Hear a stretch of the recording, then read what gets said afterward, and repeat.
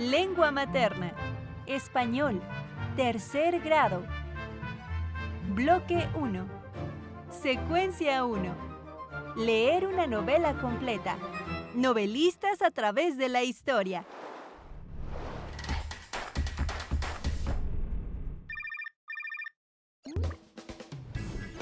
¿Alguna vez han pensado en cómo surge una historia que termina por transformarse en libro? ¿Creen que el entorno de su época influye en los autores para escribir sus obras? ¿Comprenderían mejor una historia si conocieran el contexto en que se escribió? Las obras literarias no son creaciones aisladas, sino que nacen en un contexto específico. Acompáñenme a conocer algunos ejemplos.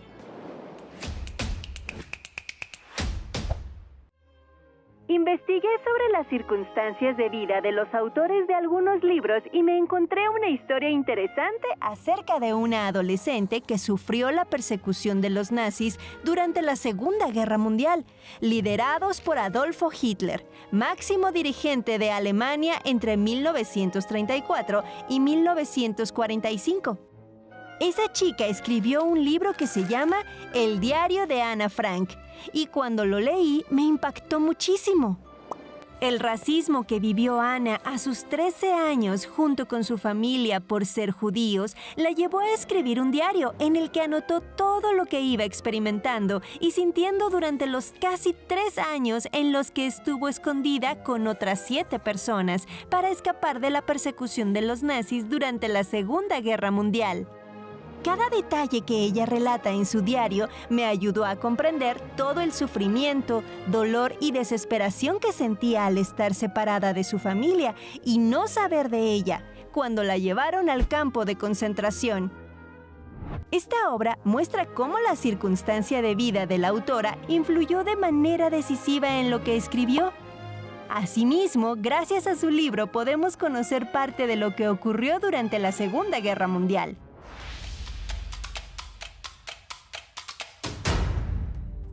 Algunos sucesos históricos también pueden influir en la historia que se escribe. Un ejemplo de ello es la novela La muerte de Artemio Cruz, del escritor mexicano Carlos Fuentes, publicada en 1962, que se basa en la Revolución Mexicana y en cómo era el México postrevolucionario.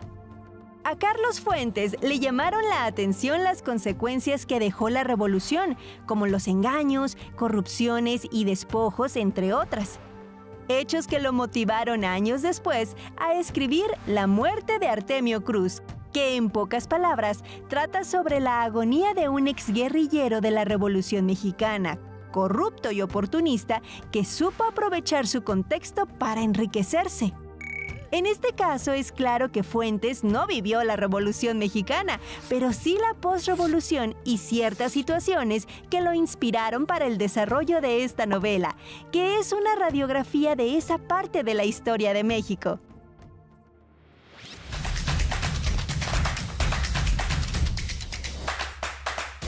Otro ejemplo Es el libro Los recuerdos del porvenir, de la escritora mexicana Elena Garro, publicado en 1963.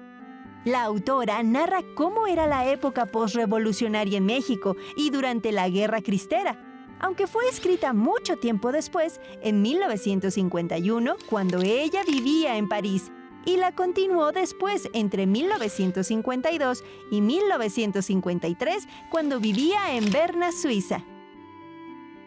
En esa época, ella se encontraba enferma y deprimida, lejos de su país natal, y es en esas circunstancias que recuerda con nostalgia el lugar donde pasó su infancia, en Iguala, Guerrero.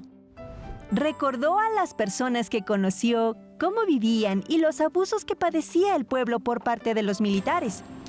Tanta fue su nostalgia y el recuerdo de una feliz infancia que de ahí nació la idea de escribir Los recuerdos del porvenir, donde integró diferentes personajes que eran reales y auténticos. Si no conociera nada sobre la época postrevolucionaria, me hubiera costado mucho trabajo entender de qué se trata la novela. Sin duda, el entorno influye en la creación de muchas obras, y si lo conocemos, nos ayuda a comprenderlas y disfrutarlas más.